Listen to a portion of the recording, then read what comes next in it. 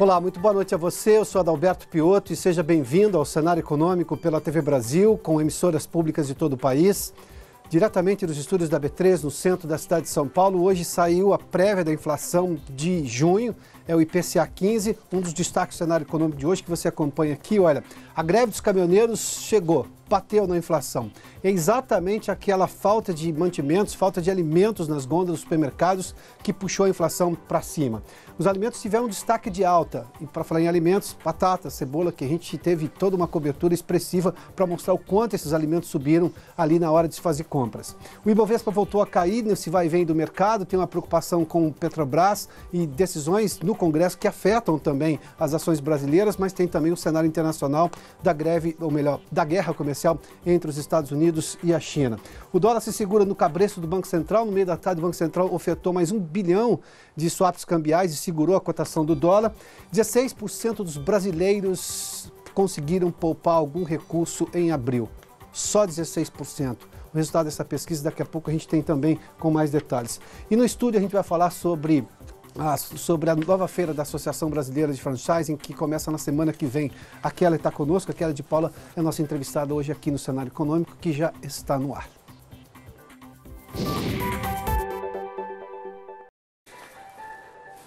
O custo da greve dos caminhoneiros, que foi lá em maio, agora sim, bateu na inflação. O IBGE divulgou hoje o IPCA 15, é uma prévia da inflação. O IPCA 15 se difere do IPCA cheio porque o IPCA é sempre no mês todo. O IPCA 15 pega os últimos 15 dias do mês anterior e os 15 dias do mês vigente. Ou seja, então nós temos os últimos 15 dias do mês de maio, onde teve exatamente a greve dos caminhoneiros, mais os 15 dias agora do mês de junho, os primeiros 15 dias do mês de junho. Sabe o que puxou a inflação para cima? Batata. Cebola. Na verdade, o item alimentação, a gente mostra claramente o quanto que essa inflação subiu. Vamos lá. Os detalhes estão aqui, para a gente ter uma prévia exatamente da situação. Agora, em junho de 2018, 1,11% a inflação. Esse foi o salto que deu a inflação. A gente estava falando dias atrás de inflação de 0,29, 0,26, bom, agora foi de 1,11%. Em junho de 2017, só para você ter uma ideia, comparativamente ao ano passado, a inflação nesse mesmo período do ano passado foi de 0,16%. O IPCA 15 de junho deu 0,16%. Lá, naquele ano, nós estávamos recuperando a economia, ainda você tinha muita gente com desemprego, ou seja, muita pouca demanda, e obviamente os preços estavam bem abaixo. E não tivemos greve dos caminhoneiros também. No ano, o acumulado no ano é de 2,35%. Se a gente olhar para essa inflação de 12 meses, até esses dias a inflação era abaixo dos 3%, ou seja, abaixo do piso da meta do Banco Central, que é de 4,5%, a meta 3% é exatamente 1,5 ponto abaixo, que é o piso da meta. Agora sim, chegou a 3,68%. Mas isso tudo poderia indicar, em condições normais, que o Banco Central poderia mexer na taxa básica de juros na próxima reunião, que acontece agora, no final do mês de julho, comecinho de agosto. Aliás, é 31 de julho e 1º de agosto. Mas neste caso especificamente, o que puxou a inflação foi esse efeito sazonal de uma greve que não era esperada. Ou seja, uma vez a greve cessada, deve-se cessar também essa pressão por preços nos alimentos, no que puxa a inflação para cima. Ou seja, essa cotação do dólar recente que nós estamos vendo, na verdade as altas do dólar recente não pressionaram a inflação. Ou seja, é uma questão de desabastecimento, o que deve indicar que o Banco Central não deve mexer também na taxa de juros, que foi decidida nessa semana, na próxima reunião do Comitê de Política Monetária. Por enquanto, não se tem efeitos internacionais sobre a inflação brasileira. A inflação doméstica ainda é por razões domésticas e passageiras, como é o caso da greve dos caminhoneiros. Quer ver? Vamos dar uma olhadinha aqui, porque nós temos exatamente os itens que puxaram a inflação para cima. Alimentação e bebidas, alta de 1,57%. Vamos lá, para os campeões de alta. Batata inglesa, 45,12% de alta. Cebola, quase 20%, 19,95%. E tomate, 14,15%. Também teve alta expressiva e generalizada no leite em caixinha, por exemplo, leite UHT, esse leite de caixinha, o leite que a maior parte das pessoas compra e toma e que é vendido no supermercado. Ou seja, a gente teve exatamente esses itens que subiram bastante. Para a gente olhar também a alimentação fora de casa, que é um item importante, no mês passado ela teve uma queda de 0,27%, ficou em deflação. Neste mês 0,28 de alta, ou seja, mudou a curva e exatamente subiu bastante, levando-se em conta por esse aspecto. Aliás, batata inglesa de alguma forma está chegando no preço, mas cebola ainda está alta no mercado, a dona de casa sabe isso. Vamos lá, para a gente olhar os outros itens que puxaram a inflação para cima, o item habitação, uma alta de 1,74%, o destaque aqui é justamente para energia elétrica, com 5,44% de alta, e transportes 1,95%, gasolina teve uma alta de quase 7%. 0,31 ponto percentual, aquele 1,11 de alta, neste momento, da inflação do IPCA 15, 0,31 ponto percentual só da gasolina. Dá-se uma ideia claramente o quanto que a gasolina tem peso no cálculo da inflação e justamente nessa inflação do IPCA 15. Daí, obviamente, todo mundo compreende o porquê que as pessoas todas, quando tem ali uma possibilidade de um posto vendendo uma gasolina, ou naquelas promoções sem impostos para fazer críticas à carga tributária, ou mesmo quando um posto vai lá e faz uma oferta melhor de combustível a um preço melhor, o porquê que as pessoas vão lá buscar uma gasolina. Isso tem peso importante dentro da inflação. Bom, vamos seguir aqui. Aliás, falando ainda sobre a questão da economia, vamos conversar com a Vanessa Casalini sobre uma pesquisa que saiu hoje e que demonstra claramente que muito pouca gente, dada a condição econômica da maior parte das pessoas no país hoje, nós temos ainda um desemprego muito alto, nós temos ainda pessoas endividadas e muito pouca gente consegue fazer exatamente o contrário, que é poupança, que é saudável. A Vanessa Casalini tem detalhes dessa pesquisa. Oi, Vanessa, boa noite. Oi, Piotr, boa noite para você, boa noite a todos. O levantamento é do SPC e da Confederação Nacional de Dirigentes Lojistas. De acordo com essa pesquisa, apenas 16% dos brasileiros pouparam no mês de abril. O índice é ainda menor que o registrado em março, mas em abril, a grande maioria, 60%, investiu em caderneta de poupança e apenas 7% aplicaram em previdência privada. 19% simplesmente deixaram o dinheiro guardado em casa. Entre os que não conseguiram economizar, o principal motivo apontado foi a renda baixa. Depois vieram os imprevistos e até a falta de disciplina. Na análise por classes, os poupadores somam mais de 30% entre a A e B e apenas 11% nas classes C, D e E. Se proteger contra imprevistos é a principal razão apontada para economizar, depois vieram a intenção de garantir um futuro melhor para a família e a proteção contra o desemprego. Já a aposentadoria foi citada por uma pequena parcela. Agora, entre os que poupam, 40% tiveram de sacar parte dos recursos para suprir alguma necessidade ou para complementar a renda, que acabou sendo insuficiente. A pesquisa apurou ainda o conhecimento das pessoas sobre as possibilidades de investimento. A poupança lidera, foi lembrada por mais de 80%. Em seguida, vieram os títulos de capitalização, a previdência privada e ações em bolsa. Só depois foram citados os fundos de investimento. Aos mais conservadores, o SPC recomenda buscar informações sobre aplicações mais rentáveis e tão seguras quanto a poupança. Seriam os títulos de tesouro, fundos e CDBs. Outra dica é poupar sempre, todos os meses, ainda que seja pouco. Isso porque, segundo o SPC, no fim, o que faz a diferença é a frequência e a disciplina em guardar recursos, Piotr. Muito obrigado, Vanessa. Eu sempre faço menção aqui que economia é uma ciência social porque ela gera resultados muito em função de comportamento. Expectativa, por exemplo, é algo que você pega até números reais, mas você projeta sobre esses números reais uma estimativa sua, uma expectativa que você tem sobre o que pode acontecer. Daí você faz ou não investimentos, poupa ou não, gasta ou não. Mas tem um detalhe, hoje a média brasileira, nós somos um país de demanda reprimida, eu tenho usado muitas essas expressões nos últimos dias, essa expressão específica, ou seja, as pessoas têm desejo de comprar. Mas não é apenas um desejo consumista. Na média, os brasileiros têm menos do que gostariam ou menos do que deveriam ter. Obviamente que quando sobra um orçamento, as pessoas vão às compras. E por outro lado, levando-se em conta a realidade econômica do país dos últimos 3 anos, de 2014 para cá, ou seja, 3 anos e meio, nós sofremos uma série de problemas econômicos por políticas equivocadas na condição da economia no governo anterior. Isso fez com que se deteriorasse o quadro econômico e boa parte dos investimentos das empresas que esses investimentos gerariam novos empregos, ou seja, a abertura de novas vagas, foi exatamente o contrário que aconteceu e as pessoas ficaram sem recursos, sem emprego e fica difícil poupar numa situação como essa. E boa parte também das pessoas que não poupam, por quê? Porque as pessoas não poupam porque elas estão pagando, por exemplo, um juro. E os juros são muito altos, ou seja, há uma transferência de riqueza hoje de quem, por exemplo, comprou no cartão de crédito e não conseguiu pagar, porque os juros são absurdos, ou seja, não vai sobrar porque ela está transferindo isso para o credor, normalmente o banco que cobra 300% ao ano de juros no cartão de crédito. Ou seja, há necessidade de se relativizar a situação da pouca poupança que o brasileiro tem. E não estou passando a mão na cabeça de ninguém, não. É apenas uma análise do ponto de vista de ciência social, que a economia também é. Não é uma questão fria de números, não. Economia não é matemática. A matemática é só algo que você usa para fazer contas econômicas, mas economia é uma ciência social, tem que se levar em conta vários outros aspectos. Aliás, falando em equívocos de gestões anteriores na economia brasileira, estou falando lá de 2013, 2014, 2015, saiu uma outra pesquisa hoje do IBGE que demonstra claramente o quanto que isso afetou, sobretudo, o principal, que é a geração de emprego. O Maurício de Almeida está no Rio de Janeiro e tem esses detalhes dessa pesquisa do IBGE, da perda de emprego, sobretudo na indústria, num período de alguns anos aí. Maurício, boa noite.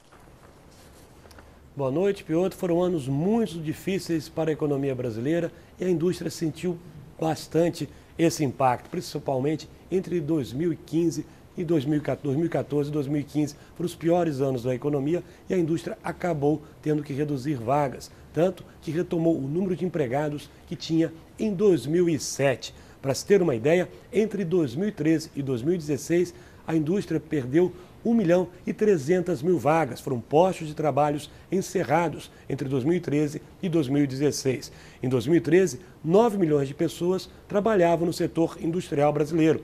Esse número foi reduzido em 2016 para 7.700.000 pessoas, ou seja, 1.300.000 desempregados no setor industrial, desemprego que aconteceu por causa da crise econômica que reduziu a expectativa de ganho das indústrias, que tiveram que reduzir vagas para evitar o prejuízo e muitas vezes algumas indústrias, infelizmente, acabaram falindo. Para se ter uma ideia, o setor que mais perdeu postos de trabalho foi o de produtos minerais não metálicos, isso por conta da crise na construção civil. Construção civil diminuindo o número de encomendas, a indústria que produz material para a construção civil acaba tendo que reduzir sua produção ou até mesmo fechar. A indústria naval também sofreu um forte impacto, já por conta da crise na Petrobras, que deixou de encomendar navios plataformas. Por causa disso, a indústria naval reduziu em 49% o número de vagas. Só mesmo quem conseguiu sobreviver minimamente à crise foi a indústria de produtos alimentícios, que no ano passado até registrou uma alta de 0,75%. E a indústria de produtos alimentícios é a que mais emprega atualmente no país, 1.700.000 pessoas. Afinal, mesmo na crise, comendo pouco, mas tem que comer, senão não tem como sobreviver, Piotr.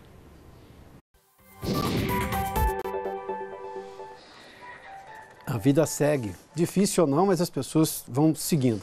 Obrigado, Maurício. A BR Foods decidiu dar férias coletivas a 5.600 funcionários para ajustar a produção de algumas das unidades por causa justamente da greve dos caminhoneiros. A empresa não conseguiu, durante a greve, oferecer as aves às granjas para fazer todo aquele processo de engorda, do crescimento das aves, o que exigiu aí um período de 2 semanas para ter justamente o ponto do abate das aves. As férias coletivas variam, dependendo da unidade, são 4 unidades, de 10 a 30 dias, nas unidades da BR Foods de Chapecó e Concórdia, em Santa Catarina, e Serafina Correia e Lajeado, no Rio Grande do Sul.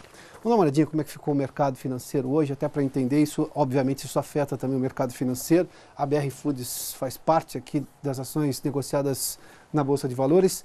Vamos lá, algumas ações que caíram. Perdão, vamos voltar só ao Ibovespa aqui primeiramente. O Ibovespa caiu e caiu pesado hoje, com 2,84% de queda, 70.074 pontos.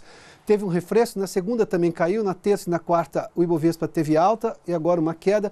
2 razões aqui, tem negociações, tem votações no Congresso que estão interferindo, sobretudo o Petrobras, que tem um peso importante no Ibovespa, e também a questão da guerra comercial nos Estados Unidos com a China, e isso afeta boa parte das perspectivas dos emergentes, das empresas emergentes. Boa parte desse dinheiro sai daqui e vai para os Estados Unidos. Algumas ações que caíram aqui hoje, Daqui, Vale caiu pesado, 3,56, Itaú, Bradesco e BRF. A BRF a gente fez aqui. Quando a gente fala de queda virtual, especulativa ou não, de algumas ações aqui no Ibovespa, a da BR Foods faz algum sentido porque a empresa, por algum tempo, vai produzir menos, justamente por causa desse período em que ela vai ter que engordar os frangos e com o adiamento ali, com as férias coletivas de alguns funcionários. Aí, obviamente, a empresa vai ter, no final do seu trimestre, quando ela distribui dividendos, um ganho muito menor. Aí, portanto, isso afeta as ações da BR Foods, que caíram hoje 2,5%. Aqui é uma relação muito prática do custo da ação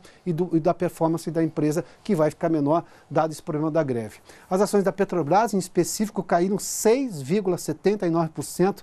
Tem uma possibilidade de uma ação trabalhista que está sendo julgada pelo Tribunal Superior do Trabalho contra a Petrobras. É bilionária essa ação, portanto, há uma perspectiva negativa por parte do mercado. Caiu 6,79% as ações preferenciais da Petrobras.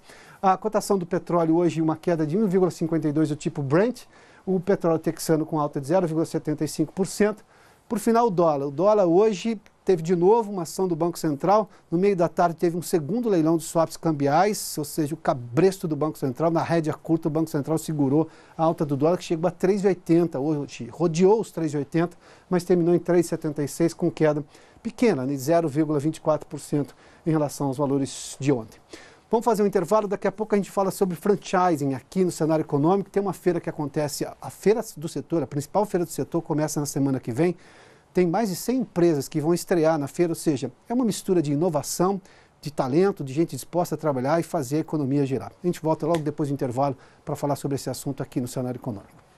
Já de volta com o cenário econômico e, como eu prometi, antes do intervalo, vamos falar de franquia, porque tem uma feira importante do setor que acontece na semana que vem. Começa na quarta-feira da semana que vem aqui em São Paulo. Eu vou dar alguns números da feira, para você ter uma ideia. Olha, a 27ª feira da Associação Brasileira de Franchising, do dia 27 até o dia 30 de junho, mas vamos lá, são 31 mil metros quadrados de área de exposição. Espera-se 65 mil pessoas, 407 marcas, é isso, Kela? Deixa eu te apresentar você, Kela de Paula está conosco. Tudo bem? Tudo bem? Tudo ótimo. Kela, vamos lá, 407 marcas, são 6? Expositoras. Isso. Mas 126 estão chegando agora. Sim, estão indo para a feira pela primeira vez. Ou seja, estão expondo pela primeira vez, estão estreando na feira da BF. Eu fiz uma menção no bloco anterior, que é uma mistura de empreendedorismo, coragem, ousadia, determinação, desejo de fazer a economia acontecer, ou seja, buscando alternativas no momento desse de economia. Um empreendedor que aposta numa franquia está com tudo isso dentro dele, não está? Não, com certeza. E o setor, esse trimestre, o primeiro trimestre, cresceu 5,1%. Então, mesmo nessa fase de crise, é um setor que continua crescendo. O setor cresceu 5,1%. 5,1% no primeiro trimestre. Sim, acima do PIB. Exatamente. Então, é um setor que reage, né, à economia. E investe em inovação, investe em capacitação, está sempre inovando, né? E a feira é uma excelente oportunidade para quem quer empreender, né? Porque, como você disse, são 407 marcas de diversos segmentos da economia, com diversos, para todos os bolsos, diversas faixas de investimento. Quer dizer, então tem desde franquias de até 90 mil, que a gente vai ter um boulevard de micro franquias na feira, né, com diversas oportunidades, até franquias de 1 milhão. Quando você faz menção até 90 mil, quer dizer que esse é o capital de entrada para poder ter aquela marca e poder começar o negócio, é isso? Exatamente. A gente tem as micro franquias, que são investimentos até 90 mil, que pode variar de 10 a 90 mil.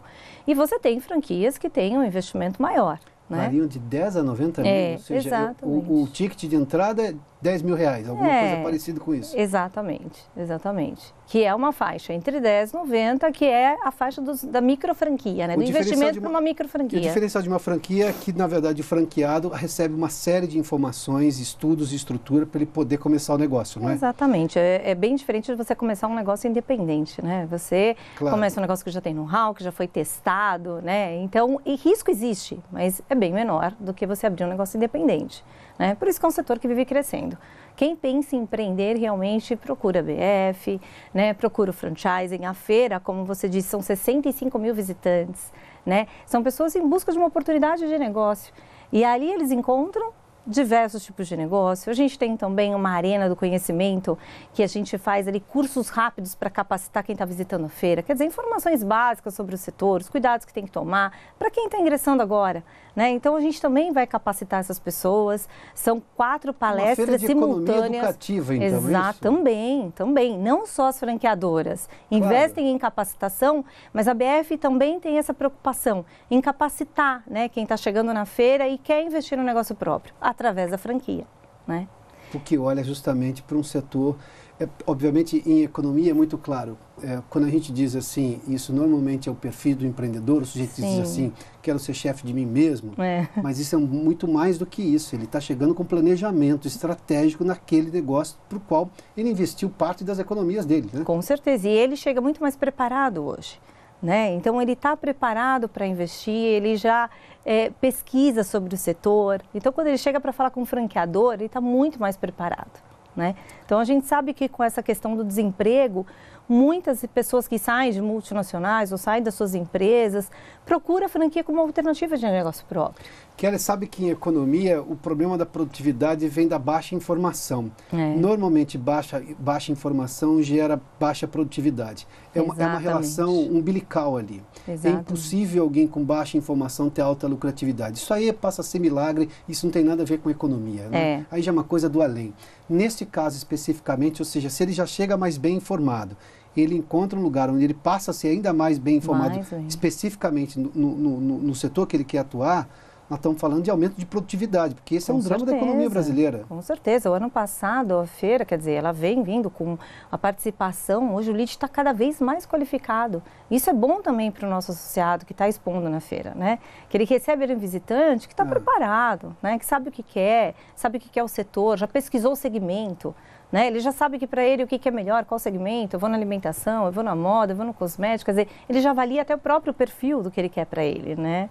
Então ele chega realmente mais preparado. Ele chega autoavaliado. Ele não vai atrás apenas de uma marca, vai atrás de alguma coisa que ele acha que ele se dá bem. Sim, ele coloca um segmento. Bom, eu gostaria de abrir algo no segmento de alimentação. Quando ele chega na feira, óbvio que ele vai procurar as empresas que estão de alimentação expondo, né? Mas óbvio que ele acaba vendo ali outras oportunidades de negócios também, que são muitos segmentos que a gente tem na feira, dentre as 407 marcas que estão expondo. E o que essas empresas evoluíram de uns tempos para cá? Qual é o diferencial delas hoje? Além dessa informação mais sofisticada, que permite um planejamento maior por parte do franqueado de aderir ou não àquela marca e ele abrir o seu tão sonhado negócio, o que mudou praticamente de uma forma muito exponencial no perfil dessa empresa franqueadora? A empresa franqueadora, além dela sempre investir em inovação, quer dizer, ela está olhando o mercado e se reinventando, a gente está criando novos modelos também de formatos de negócio. Então, hoje você tem franquias home base, delivery, venda porta a porta. Então, você tem outros formatos de negócio que a própria franqueadora se reinventa, né? Então, ela cria outras alternativas de formato para o negócio dela. E que isso possibilita também você achar perfis diferentes de franqueados. Bom, a gente tem uma feira eu vou repetir o número, são 31 mil metros quadrados, 407. Isso, 407 expositores. Isso. 126 marcas.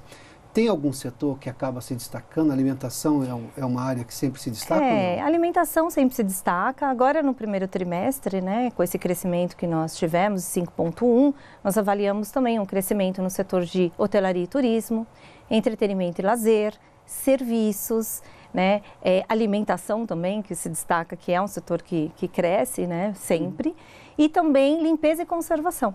Então, esses se destacaram no crescimento um pouquinho mais esse ano do que os outros, mas todos estão crescendo, né? Todos os segmentos estão crescendo. Todos estão crescendo? Isso não é uma coisa simples de se falar em qualquer setor econômico. Não, todos os setores têm tido crescimento? Todos têm tido crescimento, mas até aqueles que se destacam mais, que são esses até que eu citei para você, que foram os que mais cresceram no último TRI, né? Esse ano. Tem duas coisas que a economia raramente cai, alimentação e cosméticos. Você citou esses dois setores. Sim. Entretenimento e lazer também tem crescido bastante, né? Agências de viagem dentro de turismo e lazer também, né? Então, a gente tem outros serviços que englobam vários tipos de serviços, né? Que serviços de contabilidade, de logística, de seguradora, enfim, Tem diversos segmentos aí que são bem abrangentes. O setor de franchise está dando um recado à economia que eles não querem ficar na crise, não. Mas com certeza não, né? Eu acho que o primeiro TRI já foi uma amostra, né? Uma prova disso, que a gente realmente cresceu aí o 5,1, que eu ainda reforço que para a gente eu acho que é uma vitória dentro da crise, né? A gente continua crescendo. A greve dos caminhoneiros foi só um solavanco para o setor? Então, a greve, lógico, afetou como afetou toda a economia, né? Então, afetou na distribuição, né? Armazenamento de produtos, estoque, cai um pouco venda, cai o faturamento, mas por ser também rede, um franqueado acaba ajudando o outro com estoque. Então, também tem essa vantagem de você trabalhar em rede, né? Perfeito. Um acaba ajudando o outro aí no momento de falta de estoque. Mas é realmente um setor muito próspero. Boa sorte com obrigada, obrigada. Obrigado pela gentileza de atender aqui no Cenário Econômico. Foi um prazer. E termina aqui. Muito obrigado pela sua companhia, pela audiência. Boa noite a você. Até amanhã, hein?